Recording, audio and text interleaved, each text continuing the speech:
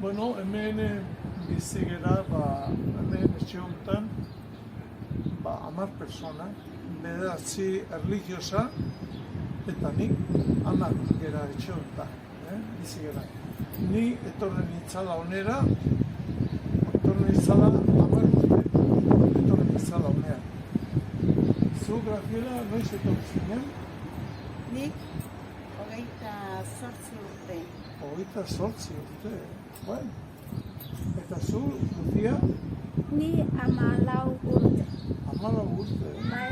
Bueno, 14 urte. Bueno, zuek, zu nungoa zea? Ni Mexikokoa. Mexikokoa. Eta zu, Lucía? Keniakoa, Afrikakoa. Afrikakoa, madre del alma. Bueno, euskera ikastea zaila ingo zaizuela ba, asko ikasi duzue, zerbait ikasi duzue? Beno, pixka bat. Gutxi eniez ulertu nahi dugu. Ulertu nahi duzu, gutxi enez, por lo menos, bai. Eta zu, Lucia, baita ere?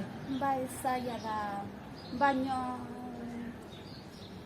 gustatzen zait. Bueno, bai, bueno.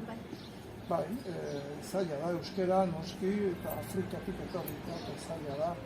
Baina gustatzen da, zaizue, gustatzen. Oso zaila da, baina oso polita da.